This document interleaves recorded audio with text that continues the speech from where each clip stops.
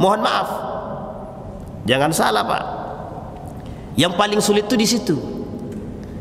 Wajahnya agamawan, religius banget gitu, tapi ternyata astagfirullahaladzim.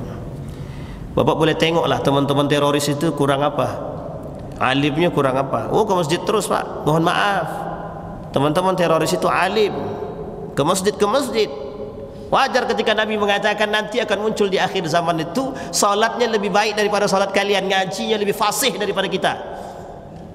Tapi mereka salatnya tak diterima, baca Qur'annya tak diterima. Siapa mereka? Khawarij. Akar radikalisme itu ya Khawarij itu. Muncul kemudian Mu'tazilah, Murji'ah, dan garis keras yang lain. Dan ini bertolak belakang. Ketika mereka keluar dari barisan Ali, muncul dua kelompok, satu Khawarij, satu lagi Syiah, satu pembenci Ali, satu pencinta Ali. Uniknya pembenci dan pencinta Ali itu bisa bersatu nanti di akhir, bisa bersatu. Nah, bayangkan Bapak Ibu, untuk menghancurkan Islam. Jangan salah. Jadi Bapak Ibu garis lurus, kita Islam yang garis lurus, yang mengaku garis lurus lah, tak ada yang suka dengan kita itu, tak ada Pak, kecuali kita sendiri. Kita Muslim yang garis lurus itu kalau berharap tidak dapat musuh itu mustahil. Paham Bapak Ibu ya? Karena peran kaum Yahudi untuk menghancurkan Islam besar. Bahkan peran kaum Khawarij, Syiah, munafik untuk menghancurkan Islam garis lurus itu besar. Sekarang kita lihat betapa kerdilnya kita di hadapan para muslim munafik itu. Sekarang muslim munafik itu besar Pak, besar, punya kelompok yang banyak. Mereka dulu cuma segelintir. Kalau dibilang pada masa Nabi tak sampai 10 orang. Masa Nabi tak sampai 10 orang kaum munafik. Di akhir hayat Nabi mereka bisa berjumlah 50 orang. Di akhir hayat Nabi bisa berjumlah 50 orang. Itu kaum munafik tuh. 200 orang kaum Khawarij bisa menjadi 12.000. Sedikit apa banyak? Dalam kurun waktu cuma 1 bulan. Setiap yang lewat dipertanyakan, setiap yang datang ke kampung, melintasi kampung mereka pertanyakan. Apa kata mereka? Bagaimana pendapatmu tentang Utsman bin Affan? Orang saleh, aman. Bagaimana pendapatmu tentang Ali? Orang saleh, aman. Bagaimana pendapatmu tentang arbitrase tahkim yang dilakukan oleh Ali? Apa jawaban mereka? Dijawab oleh mereka, yang jalan tadi dia kenal Ali, dia tahu. Apa kata dia? Ali lebih mengerti agama dibanding dirimu. Apa kata kaum Khawarij? Ditangkap suami istri, istrinya sedang hamil, dibunuh suaminya, dibelah perut istrinya, dibunuh kedua-duanya, dipotong anaknya.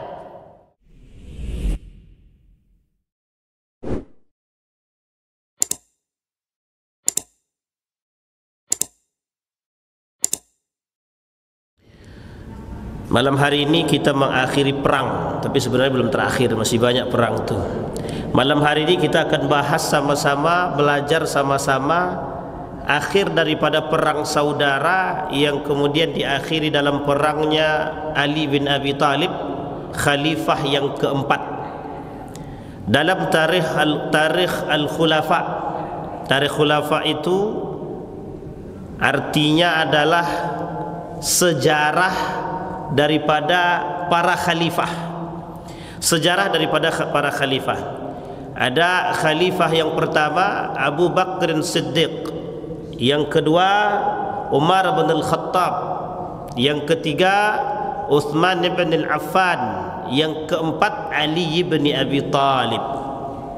Sudah hafal Pak? Ibu-ibu sudah hafal? Siapa yang khalifah yang kelima Bu? Siapa Pak khalifah yang kelima? Hah? Nah, ini bingung nih. Yang keempat Ali bin Abi Thalib. Yang kelima itu berbeda pandangan para ulama. Yang pertama mengatakan Al-Hasan, tapi yang lain mengatakan Umar bin Abdul Aziz. Kapan-kapan boleh dikaji siapa itu Umar bin Abdul Aziz. Baik, saya mulai daripada perang Bani Quraizah sebelum masuk kepada perang Nahrawan. Ketika baginda Nabi Muhammad sallallahu alaihi wasallam Ini ayat ini turun pada perang Bani Quraizah. Kata Nabi dalam surat Al-Anfal ayat 27 berbicara tentang manusia munafik. Nah, ini penting. Manusia munafik, bukan munafik, manusia pengkhianat. Manusia pengkhianat. Ada namanya Abu Lubabah. Ini mesti kayak tidak ada yang kenal nih mesti. Abu Lubabah bin Marwan bin Abdul Munzir bin Abdul Munzir. Abu Lubabah Marwan bin Abdul Munzir. Ada seorang sahabat pengkhianat, dia pada saat itu pengkhianat, namanya Abu Lubabah. Siapa namanya Bapak Ibu? Abu Lubabah Marwan bin Abdul Munzir. Coba kita ulangi satu sama-sama. 1, 2, 3. Sule. Abu Lubabah. Jadi ini mesti jarang pernah dengar, karena yang selalu kita dengarkan nama-nama yang selain daripada Umar bin Khattab. Paling yang kita dengar itu saja. Dan ini jarang disebut, karena yang menyebut ini hanya pada permasalahan-permasalahan pengkhianatan dan kemunafikan. Namanya Abu Lubabah Marwan bin Abdul Munzir. Satu ketika Abu Lubabah duduk bersama Nabi. Kata Nabi, kita akan siap-siap ingin memerangi Bani Quraizah. Bani Quraizah itu salah satu kaum Yahudi yang terkenal. Jadi perlu ditaklukkan kaum Yahudi itu. Nah, ini tidak ada kaitannya dengan Israel. Tapi kalau nak kaitkan terserah, tak masalah. Ada namanya Bani Quraizah, musuh daripada baginda Nabi Muhammad SAW yang dilawan oleh Nabi. Karena Bani Quraizah ini pelawan sekali, pembangkang, pelawan, perusak, sukanya itulah pokoknya. Sehingga ketika Nabi kumpul dengan para sahabat, kata Nabi, kita akan memerangi Bani Quraizah dan kita akan membunuh mereka. Duduk bersama Nabi ketika itu ada namanya Abu Lubabah Marwan bin Abdul Munzir. Apa kata Abu Lubabah Marwan bin Abdul Munzir? Dia sampaikan berita ini kepada Bani Quraizah. Apa dia sampaikan kepada Bani Quraizah? Bani Quraizah bertanya kepada Abu Lubabah Marwan bin Abdul Munzir, apa yang dikatakan Muhammad kepada kalian? Kemudian berisyaratlah. Jadi Abu Lubabah ini memberi isyarat kepada Bani Quraizah. Nah, ini bahasanya. Apa nama isyarat nih Bapak Ibu?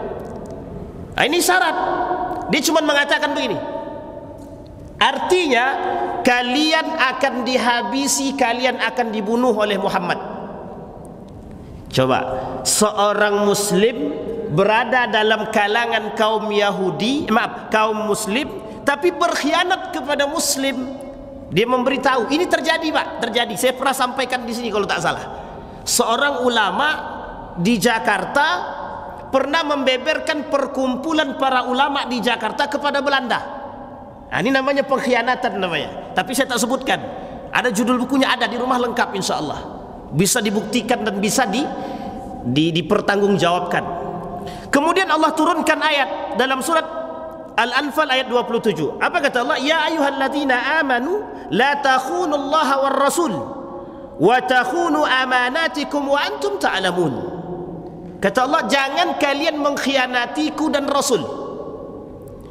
Dan kalian kalau berkhianat, kalian mengkhianati amanat. Kalau kalian mengkhianati amanat, sementara kalian tahu pengkhianatan itu, maka mereka akan mendapatkan azab yang sangat pedih. Sangat pedih sekali. Nabi sampaikan dalam hadis. Ini merujuk kepada hadis akhir zaman. Apa kata Nabi? Haddatsana Ishaq wa haddatsana An-Nadhr akhbarana Syu'bah an Abi Jamrah sami'tu Zahda bin Mudarrib sami'tu Imran bin Husayn radhiyallahu anhuma yaqul qala Rasulullah sallallahu alaihi wasallam khairu ummati qarni thumma alladhina yalunahum thumma alladhina yalunahum qala Imran fala adri adzakara ba'da qarnihi qarnain am salatha. Apa kata Nabi? Kata Imran, Nabi menyampaikan tentang perkara yang paling buruk, zaman terburuk setelah Nabi. Yang pertama paling baik kata Nabi, khairu ummati qarni. Zamanku paling baik kata Nabi.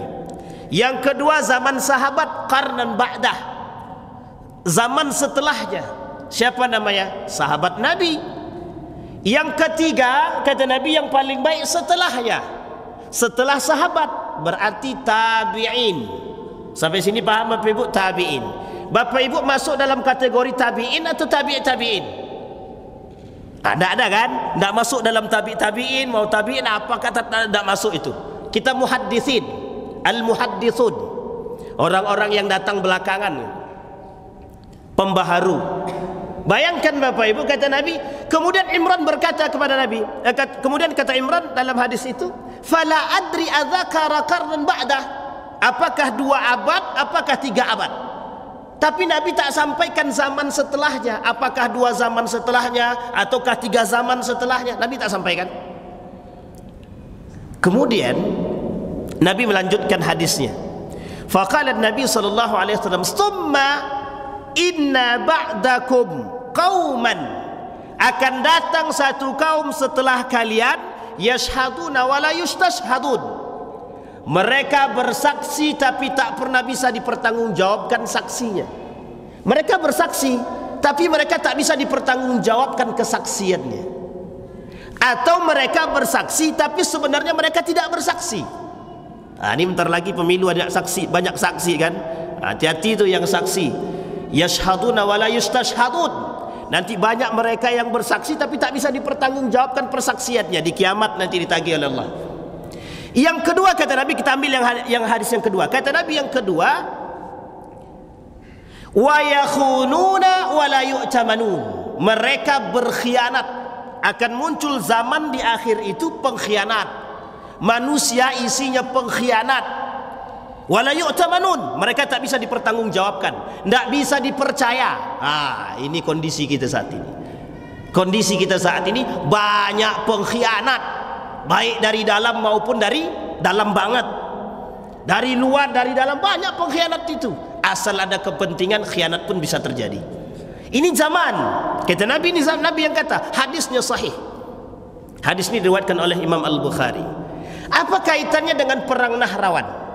Kaitannya dengan perang Nahrawan, sama-sama pada posisi pengkhianatan. Sama-sama pada posisi pengkhianatan. Runtuh Turki Utsmani pengkhianatan, runtuh Andalusia pengkhianatan, runtuh Abbasiyah pengkhianatan, runtuh Umayyah pengkhianatan, runtuh Mongol pengkhianatan, runtuh kerajaan Samudra Pasai pengkhianatan. Coba ada tak runtuhnya kerajaan Islam tanpa pengkhianatan? Tak ada.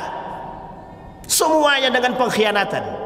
Coba bayangkan, semuanya bermain pada pengkhianatan. Siapa orang pertama yang memunculkan pengkhianatan? Khawarij.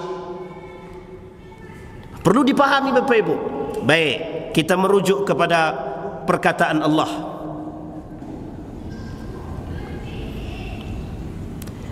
Kata Allah dalam Al-Quran, oleh Wahbah Zuhaili mengatakan, khamsatu aujah, ada 5 macam khianat dalam Al-Quran. Yang pertama, orang yang berkhianat dalam urusan agama, ad-din wad-diyanah, keagamaan. Wa takhunu amanatikum, kata Allah, kalian berkhianat terhadap diriku. Mereka mengkhianati Allah. Siapa mereka? Yang berkhianat amanah terhadap sumpah kepada Allah. Ini tak perlu saya kait-kaitkan, nanti banyak yang tersinggung. Aku bersumpah, dah tu, pokok sampai situ aja lah. Kalau mau kita gores bisa. Banyak yang bersumpah yang di atasnya Al-Quran, mereka bersumpah atas nama Allah, tapi pengkhianatan mereka ba'daha. Mereka berkhianat terhadap sumpah mereka kepada Allah dan Rasulnya. Dan itu tak perlu. Kita di depan mata kita sudah banyak pengkhianat, itu sudah banyak. Di depan mata kita mereka berkhianat, dan mereka tak merasa sebagai seorang pengkhianat. Yang paling rusak zaman ini, zaman dulu pengkhianat jelas. Zaman dulu pengkhianat jelas. Artinya mereka memang berkhianat. Kalau sekarang tidak. Mereka berkhianat tapi tak ngaku mereka pengkhianat, itu tak ngaku. Itu yang paling parah itu begitu saat ini. Baik. Yang kedua, atsani fil mali wad ni'mah. Ada para pengkhianat, kata Nabi, ada orang-orang yang, kata Allah, ada orang-orang yang berkhianat dalam harta. artinya ingkar nikmah namanya. Ingkar nikmah itu masuk dalam kategori penghapusan, pembatalan syahadat. Sudah kami bahas pembatalan syahadat di Masjid Nurul Yakin, ada 20 yang membatalkan syahadat. Salah satu di antaranya ingkarun nikmah. Ada orang-orang saat ini yang ingkar nikmat banyak. Baik. Wala takun lil khainina khasima, kata Allah. Jangan kalian jadi seorang pengkhianat terhadap nikmat-nikmat yang sudah aku berikan. Jangan ingkar, kata Allah. Ini bapak ibu yang suka mengingkari, yang tak pernah bersyukur, tanggunglah tuh. Kemudian yang ketiga, dalam syariat dan sunnah. Dalam syariat dan sunnah. Ada orang yang ingkar sunnah, ada yang mengingkari sunnah Nabi, ada yang mengingkari syariat agama, ada yang mengingkari agama Islam, banyak. Paham Bapak Ibu ya? Apalagi sekarang paling mudah mengingkari agama. Kenapa? Karena saat ini agama jadi bahan mainan, agama saat ini jadi bahan untuk mencari kepentingan. Itu pengkhianat tuh. Mereka jual agama Allah, pengkhianat untuk kepentingan. Aku cinta agama, duduk dia hilang dia. Tak usah takut Pak. Wa yuridu khiyanataka faqad khana Allah min qabl. Kata Allah, mereka sudah berkhianat kepadaku dengan berkhianat terhadap syariat dan sunnah. Ada orang-orang yang ingkar sunnah banyak, orang ingkar sunnah itu banyak, cuma tak ngaku aja. Yang paling sederhana dianggap yang paling sederhana terhadap ingkar sunnah itu orang-orang yang tak pernah mau melakukan sunnah Nabi. Kata mereka itu bukan sunnah Nabi. Itu ingkar namanya itu apa? Yang paling sederhana. Maka ada kaitan ingkar sunnah yang lain. Salah satu ingkar sunnah yang lain itu yang paling besar adalah mengingkari sunnah Nabi dan mengingkari Al-Quran. Dan itu sudah terjadi di zaman kita Pak, sudah banyak. Kemudian al-khiyanatu bimakna zina. Ada khianat berartikan zina. Jadi orang-orang yang berzina itu orang-orang yang kemudian menjadikan pengkhianatan, menjadikan zina. Jadi gini, ada orang-orang yang menjadikan zina itu sebagai sesuatu yang diperbolehkan. Dalam konteks lain disebut dengan milkul yamin. Dan ini kapan-kapan kita bahas karena pembahasannya panjang. Kita kaitannya dengan Nahrawan. Nanti ini sedikit lagi kita kaitkan. Dan yang terakhir kata Nabi, ada orang, kata Allah, ada orang-orang yang ingkar janji. Ingkar janji masuk dalam kategori pengkhianatan. Ada orang-orang yang mengingkari pembaiatan. Ini dia kalimat terakhirnya. Orang yang mengingkari pembaiatan. Kita kaji sekarang dari perang Siffin. Perang Jamal sudah ya, di sini juga. Perang Jamal, perang saudara. Pasca meninggal Utsman bin Affan, siapa yang tak mau berbaiat kepada Nabi? Yang tak mau berbaiat kepada Ali bin Abi Thalib. Orang yang tak mau berbaiat kepada Ali bin Abi Thalib disebut sebagai pengkhianat. Apa kata Ali? Muawiyah pengkhianat. Ali yang bilang. Apa kata Ali? Muawiyah pengkhianat. Kenapa? Dia tak mau berbaiat kepadaku. Itu pasca Utsman bin Affan. Meninggal Utsman bin Affan, Ali dibaiat oleh para sahabat. Sahabat-sahabat Nabi membaiat Ali bin Abi Thalib menjadi khalifah setelah Utsman bin Affan. Tapi ada yang tak mau berbaiat. Siapa di antaranya? Muawiyah bin Abi Sufyan. Tapi jangan pula Bapak Ibu ikuti kata-kata saya, oh Muawiyah itu pengkhianat. Tidak, dalam konteks ini jangan salah paham. Ini jangan salah paham. Kita tak bisa mengatakan Muawiyah itu pengkhianat, tak bisa. Tapi dalam konteks pembaiatan, ingat, dalam konteks pembaiatan dianggap sebagai orang yang keluar daripada jalur yang sesungguhnya, maka dianggap pengkhianat. Apa kata Ali? Alasan Ali bin Abi Thalib pindah dari Madinah ke Kufah itu karena pengkhianatan daripada Muawiyah bin Abi Sufyan, karena tak mau berbaiat kepada Ali bin Abi Thalib. Nanti bukan hanya Ali saja, ada khalifah setelah Ali namanya Al-Hasan. Sama Muawiyah tak mau mengakui kepribadian Hasan, tak mau mengakui kekhalifahan Al-Hasan, dianggap sebagai pengkhianat. Muawiyah dianggap sebagai pengkhianat oleh sebagian para sahabat. Ini sampai sini paham Bapak Ibu ya. Singkat cerita Bapak Ibu, pengkhianatan ini terjadi. Pengkhianatan ini terjadi, ingkar janji ini terjadi. Nanti pasca ingkar janji yang pertama, yang pengkhianatan pertama itu dilakukan pasca perjanjian Hudaibiyah. Perjanjian Hudaibiyah itu perjanjian antara muslim dengan kafir. Siapa yang berkhianat? Yang mengkhianati perjanjian itu adalah orang kafir. Tapi pada konteks itu selesai. Kata Nabi, tak masalah, memang itu sifat mereka. Tapi ada kemudian yang disebut dengan piagam Madinah. InsyaAllah akan kita bahas. Itu penting Pak. Membahas piagam Madinah itu adalah satu-satunya amandemen konstitusi pertama yang tidak bisa yang tidak bisa ditiru pertama sekali di dunia. Jadi amandemen pertama sekali di dunia itu piagam Madinah. Piagam toleransi pertama di dunia yang tak bisa digeser. Namanya piagam Madinah. Nah, itu penting untuk dibahas. Kenapa begitu? Karena piagam Madinah ini jarang dibahas orang. Ini nanti asal mulanya yang menjadikan rujukan daripada piagam Jakarta. Piagam Madinah itu nanti rujukan menjadi rujukan piagam Jakarta. Baik. Singkat cerita Bapak Ibu, ketika Ali bin Abi Thalib berperang dengan Muawiyah dalam perang Jamal, dalam perang Siffin, dua perang Bapak Ibu, dua perang saudara. Perang saudara pertama Jamal tak terjadi apa-apa, hanya luka-luka saja, hanya pengen mencari siapa pembunuh daripada Uthman. Sudah kita bahas. Pada perang Siffin berapa ribu Bapak Ibu? 70.000 yang 70.000 orang umat muslim meninggal sia-sia. Kemudian naik tahkim arbitrase dari siapa? Muawiyah bin Abi Sufyan. Naik tahkim dari Muawiyah bin Abi Sufyan ketika Al-Quran diangkat tinggi-tinggi, perdamaian, terjadi perdamaian. Banyak yang menolak, tapi sebagian sahabat mengikuti. Yang mengikuti, yang mengiyakan, yang mengasut Ali untuk menjawab arbitrase itu kaum Khawarij kelak. Yang memaksa, menolak, memberontak kepada Ali, kaum Khawarij kelak. Bayangkan, yang menyuruh Ali menjawab arbitrase kaum Khawarij, yang menentang Ali karena Ali berarbitrase juga Khawarij, tapi belum disebut dengan Khawarij. Pasca terjadi perjanjian atau perdamaian atau arbitrase tadi, tahkim tadi dengan Al-Quran, selesai perdamaian muncul. Tapi Ali dalam hatinya tak menerima sama sekali perdamaian tersebut. Tapi Ali, karena sudah ada kesepakatan, Ali tak mau. Artinya kalau sudah terjadi kesepakatan jangan langgar. Ali paling pantang itu melanggar.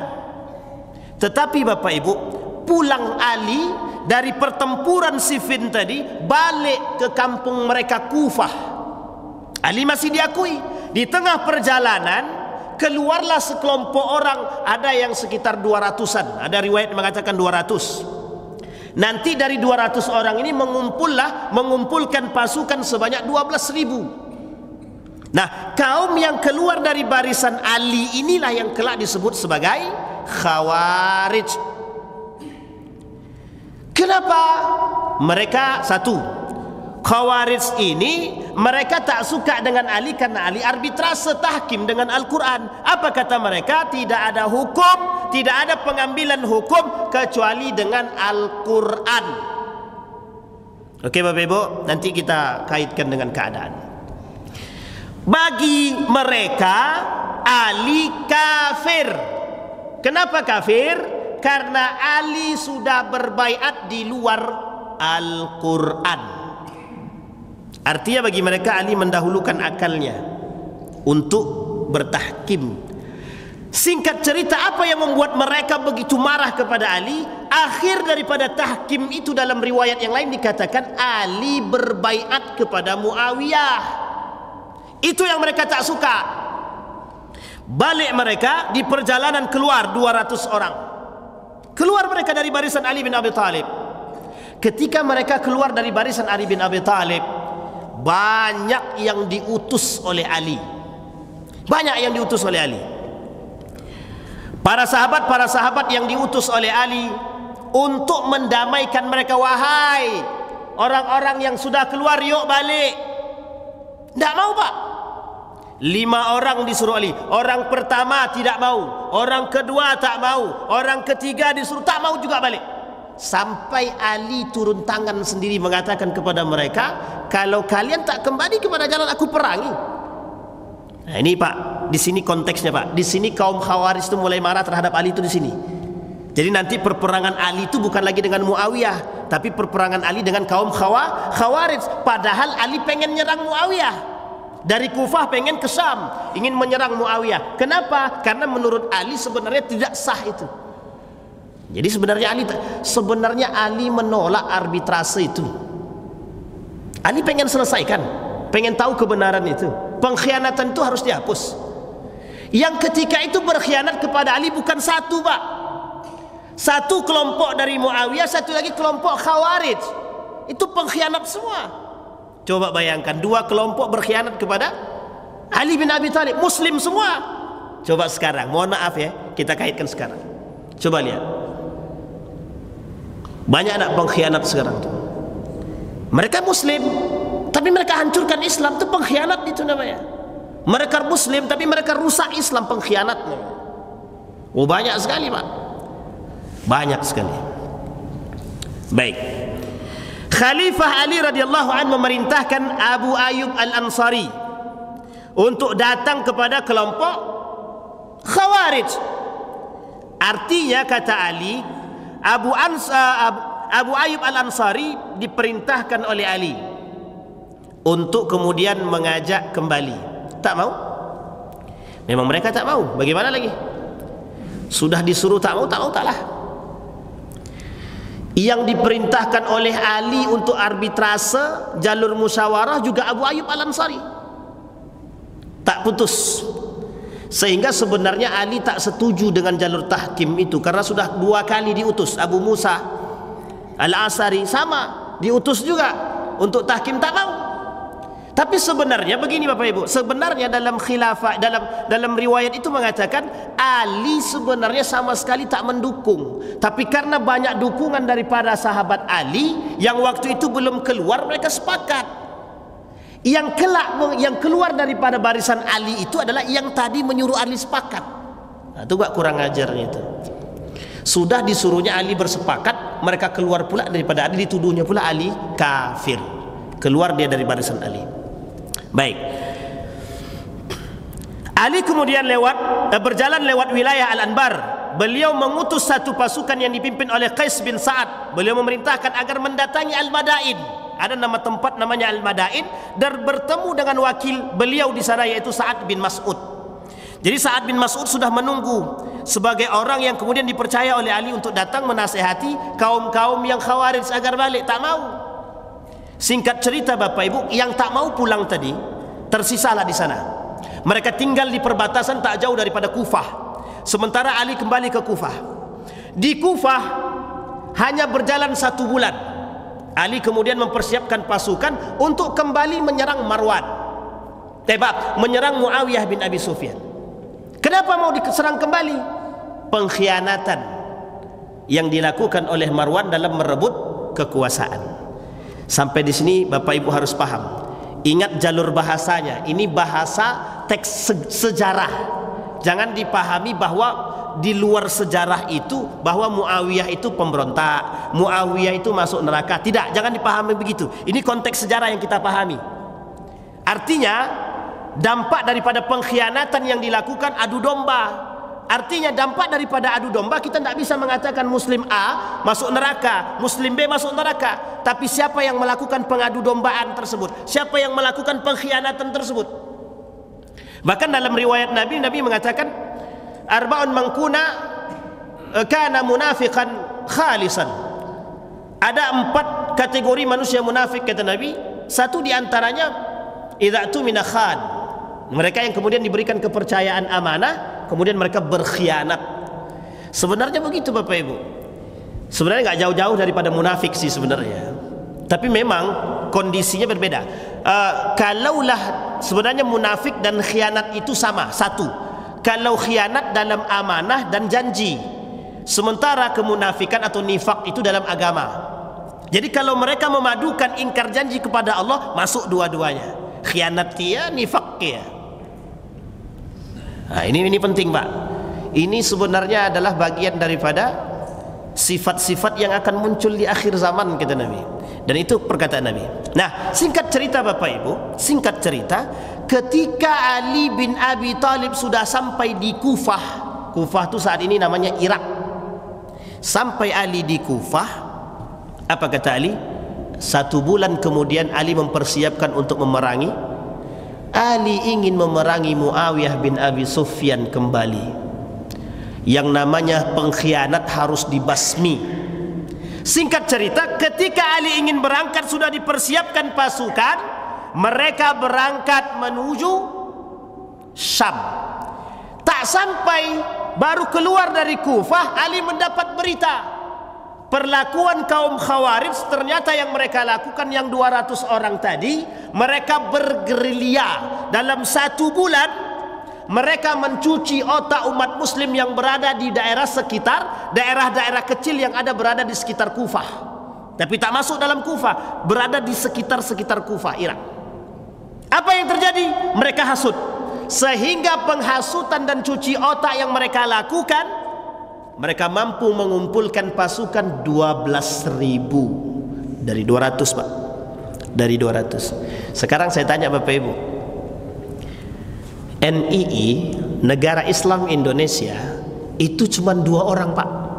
Tapi punya pengikutnya, hasil cuci otaknya berapa banyak? Banyak sekali. Teroris itu, orang-orang teroris itu sedikit, tapi hasil cuci otaknya ribuan, Pak. Jadi hati-hati, Pak. Jadi radikalisme itu, terorisme itu akarnya ya Khawarij itu. Ini kalau bahas teroris habis kita nih. Memang harus tuh. Irhabiyun, kita kata para ulama, irhabiyun. Para terorisme, pengkhianat agama. Mereka berkhianat kepada Allah atas nama agama. Jangan salah, sudah dilakukan oleh Khawarij. Ketika membunuh Ali, ketika membunuh Utsman, ketika membunuh Umar bin Khattab, mereka pakai nama Allah. Ketika membunuh Al-Hasan, ketika membunuh Al-Husain, Bismillah, kata mereka. Coba pengkhianatnya itu. Cara mereka mengadu domba begitu, Pak. Jadi berat. Jadi dari sini kita sudah paham, memang pengkhianatan itu dampaknya besar sekali. Ketika Snok-Horgen itu masuk ke dalam sistem kerajaan Aceh Samudra Pasai itu, satu-satunya manusia yang bisa mengobrak-ngabrik Aceh itu ya Snok-Horgen itu. Masuk Islam, tapi ternyata dia pura-pura masuk Islam. Wallahu alam akan kebenaran keislaman dia. Tapi satu-satunya orang yang bisa memporak-porandakan Aceh ketika itu dengan sistem yang begitu kuat, Snok-Horgen. Luniknya lagi, ada ulama-ulama yang memang tak bisa diajak bersatu. Memang mereka tujuannya untuk mendapatkan kepentingan. Mohon maaf betul. Banyak ulama-ulama itu yang mohon maaf, yang memang mereka mencari kepentingan, dan mereka berkhianat kepada agama dengan cara mencari kepentingan. Sehingga bagi mereka bisa saja, mudah saja bagi mulut mereka untuk menyampaikan hal-hal yang terkait dengan agama. Mohon maaf, jangan salah, Pak. Yang paling sulit itu di situ. Wajahnya agamawan, religius banget gitu. Tapi ternyata astagfirullahaladzim. Bapak boleh tengoklah teman-teman teroris itu kurang apa? Alimnya kurang apa? Oh, ke masjid terus, Pak. Mohon maaf, teman-teman teroris itu alim. Ke masjid. Wajar ketika Nabi mengatakan nanti akan muncul di akhir zaman itu salatnya lebih baik daripada salat kalian, ngajinya lebih fasih daripada kita. Tapi mereka salatnya tak diterima, baca Qur'annya tak diterima. Siapa mereka? Khawarij. Akar radikalisme itu ya Khawarij itu. Muncul kemudian Mu'tazilah, Murji'ah, dan garis keras yang lain. Dan ini bertolak belakang. Ketika mereka keluar dari barisan Ali, muncul 2 kelompok. Satu Khawarij, satu lagi Syiah. Satu pembenci Ali, satu pencinta Ali. Uniknya pembenci dan pencinta Ali itu bisa bersatu nanti di akhir. Bisa bersatu.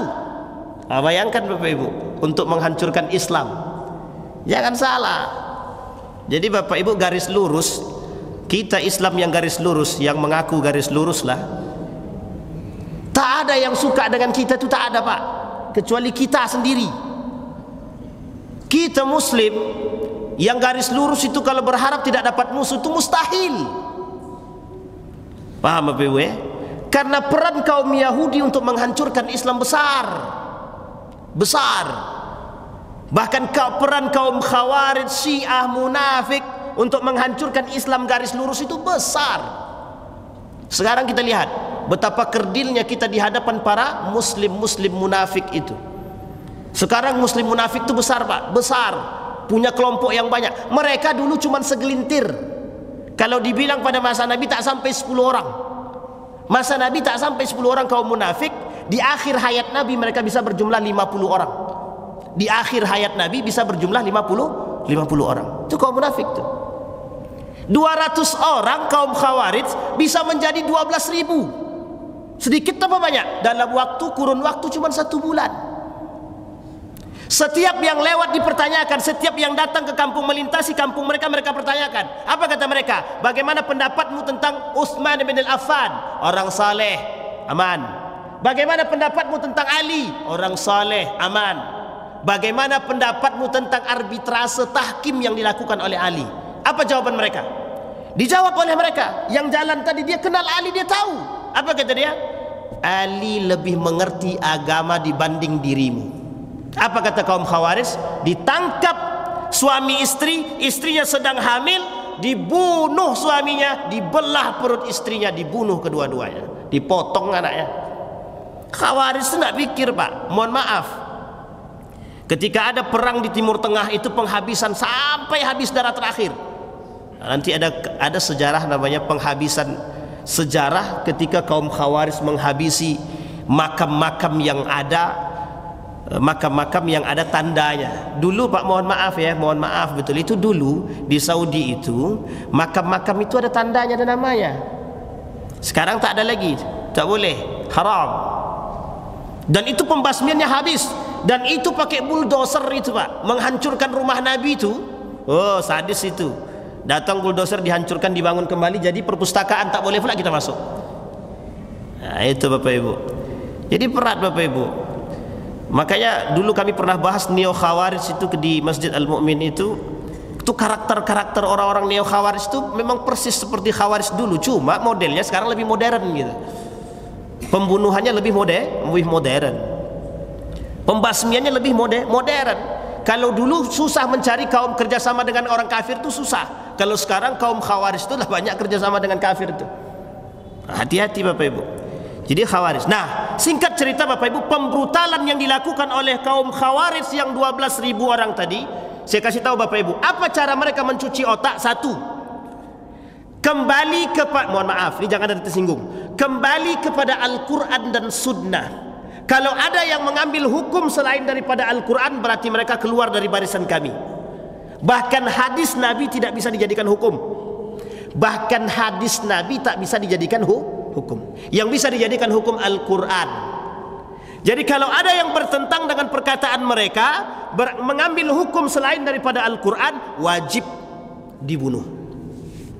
Berarti mereka bukan dari kaum kami.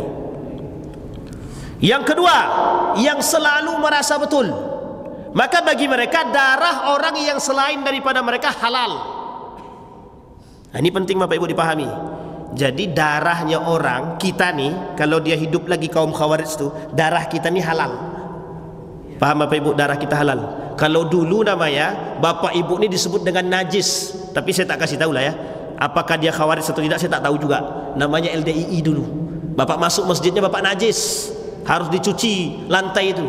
Tapi saya tidak tahu apakah itu Khawarij atau tidak. Mudah-mudahan bukanlah. Sekarang sudah diakui oleh pemerintah. Sekarang mereka kalau kita masuk masjid mereka tidak lagi dipel, alhamdulillah. Berarti udah baiklah, dah tak sesat lagi. Ahmadiyah, banyak kelompok-kelompok yang kelak kata Syekh Ramadan Al-Buti muncul tiga golongan, 3 kelompok kata Syekh Ramadan Al-Buti. Yang dibangun oleh Inggris ada 3 kelompok. Yang dibangun oleh Inggris, Britani pada masa itu ada 3 kelompok. Tujuannya untuk menghancurkan Islam. Dan ini bagian daripada Khawarij. Artinya perbuatan daripada kaum-kaum yang serupa dengan kaum Khawarij. Yang pertama Ahmadiyah. Ahmadiyah ini munculnya di India. Yang kedua Bahai yang muncul di Mesir. Yang ketiga Wahabi. Nah, tapi saya tak kaitkan yang terakhir. Tapi jangan salah paham, ini Wahabi yang dimaksud ni dari konteksnya Britani Inggris. Dari konteks Britani Inggris yang disampaikan oleh Syekh Ramadan Al-Buti. Kita tak kaji sampai sana. Baik. Nah, sekarang Bapak Ibu, pada tahun berapa terjadinya perang Nahrawan itu? Perang Nahrawan itu terjadi pada tahun 38 Hijriah. Pada masa itu Bapak Ibu, Ali dalam keadaan sangat pusing mengurus umat Islam. Sementara yang cinta kepada Ali, yang disebut dengan Syiah, jumlah mereka hanya 100, kalau tidak salah 150.000. Dalam riwayat ini dikatakan ada sekitar 200.000 jumlah mereka. Akhirnya Ali yang tadi ingin memerangi Muawiyah bin Abi Sufyan, mereka pindah alur. Dengan kebrutalan kaum Khawarij, mereka bertemu ke Al-Madain. Sampai di sana Bapak Ibu, Ali menyaksikan betapa brutalnya kaum Khawarij. Mereka tak langsung diperangi oleh Ali, dinasehati lagi. Diutus 1 untuk menasehati, diutus 2 untuk menasehati, diutus 3 untuk menasehati. Bahkan yang keempat itu menasehatinya dengan galak gitu. Kalau kalian tak mau balik, kami perang. Apa kata mereka? Silahkan. Tak mempan Pak. Ali bin Abi Thalib turun tangan langsung. Apa kata Ali? Kalau kalian tidak mau memperbaiki akhlak kalian, maka kami akan memerangi kalian. Apa jawaban mereka? Seorang Amirul Mukminin, apa kata dia? Engkau kafir, kata dia. Maka darahmu halal. Diperangi oleh Ali bin Abi Thalib, dibasmi Pak, semua dibasmi. Semua orang Khawarij ketika itu dihabisi oleh Ali bin Abi Thalib. Dalam riwayat yang lain tersisa 10. Yang kelak 10 orang ini akan terpencar kemana-mana Pak. Satu di antaranya adalah nanti dalam perang Nahrawan itu ada seorang yang dulu disebut sebagai sahabat, yang oleh Nabi dalam hadisnya, kata Nabi, nanti kelak orang ini, kata Nabi. Jadi gini, ketika Nabi membagikan harta rampasan, kemudian ada satu orang yang mengatakan, wahai Muhammad, yang adillah dalam membagikan harta rampasan. Kemudian kata orang ini tadi, kata Nabi, kalau aku tidak bisa berlaku adil, bagaimana orang setelahku? Kemudian bangkit Umar bin Khattab. Apa kata Umar? Bunuh sajalah. Sini aku bunuh, kata Umar bin Khattab. Dengan gaya ketegasan Umar bin Khattab. Kata Nabi, tidak, biarkan dia pergi. Nanti akan muncul kelompok-kelompok orang seperti dia.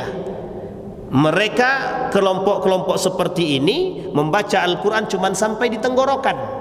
Mereka seperti anak panah yang keluar daripada busurnya, kata Nabi. Dan itu kemudian Bapak Ibu, orang yang tadi membantah itu, orang yang tadi membantah Nabi, yang mengatakan Nabi tidak adil dalam memberikan harta rampasan, ikut mati terbunuh dalam perang Nahrawan. Mati Pak dalam perang Nahrawan. Betul kata Nabi, dia termasuk daripada kelompok Khawarij. Berapa pengikutnya? 12.000. Orang yang tadi dikatakan oleh Nabi, dalam hadis Nabi terjadi setelah pasca Nabi tak ada, pada akhir kepemimpinan Ali bin Abi Thalib. Sampai sini paham Bapak Ibu ya? Kemudian Bapak Ibu, Ali bin Abi Thalib dalam perang Nahrawan menghabisi semua dengan kejantanannya, dan para sahabat-sahabat itu dihabisi semua, disisakan 10 orang. 10 orang ini lari. Ada yang ke Kufah, ada yang ke sebelah Kufah, ada yang ke Syam, kemudian ada yang ke daerah-daerah belakang, ada yang ke Ibra. Banyak Bapak Ibu, pergi 10 orang ini. Ada dalam riwayat yang lain dikatakan ada yang kemudian di antara 10 itu 5-nya kemudian mati di tempat. Ada yang kemudian kelak 5 orang yang lain itu bergabung dengan masyarakat Kufah, yang kemudian kelak menghancurkan dan membunuh cucu baginda Nabi Muhammad sallallahu alaihi wasallam, Al-Husain. Jadi Bapak Ibu, pengkhianatan kaum Khawarij itu sadis. Cara mereka membunuh itu sadis Bapak Ibu.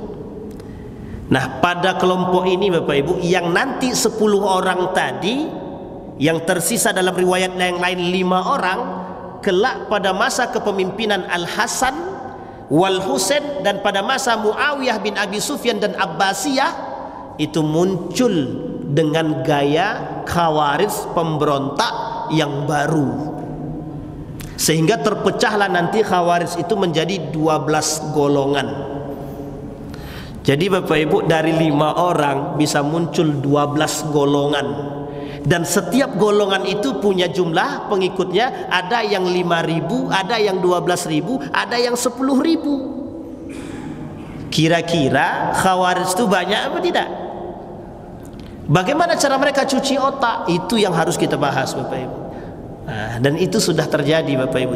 Gaya mereka mencuci otak. Kok bisa? Pertanyaan kita adalah, mereka hafal Quran tak? Hafal. Mereka rajin sholat tak? Rajin. Bahkan saf terdepan Bapak Ibu. Mohon maaf, saf terdepan. Tapi kalau dikaji dengan keimanannya, kefasihannya, kekuatannya, ketaatannya, kefanatikannya, tidak bisa Bapak Ibu.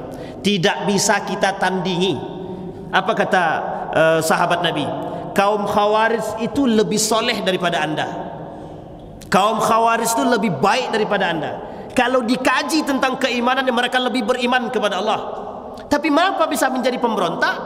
Karena mereka berada atau karena mereka muncul dari, mohon maaf, muncul dari orang-orang awam yang berada di sekitar, di ujung-ujung, yang memang ketika itu penyebaran Islam, mohon maaf, penyebaran syariat-syariat Islam, nilai-nilai Islam belum sampai secara utuh kepada mereka.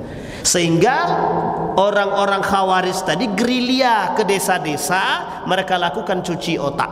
Itu model mereka Bapak Ibu. Sehingga terbangun kelompok-kelompok dengan kekuatan-kekuatan yang tinggi. Tetapi Bapak Ibu, kelemahannya adalah mereka lemah dalam strategi, mereka lemah dari ilmu, mereka lemah dari pemahaman agama itu sendiri. Sehingga apa? Yang muncul adalah salah paham. Singkat cerita Bapak Ibu, ketika Ali bin Abi Thalib sudah memerangi kaum-kaum munafik, ada kaum-kaum pemberontak, yang kaum pemberontak tersebut ternyata, mohon maaf, ternyata ada dari kalangan kaum Khawarij yang tadi kabur. Dialah yang nanti membunuh Ali bin Abi Thalib. Ketika Ali berangkat berjalan menuju masjid, diambilnya panah, ditembaknya, tembus. Datang dia kepada Ali, dia tikam kembali dengan tombak.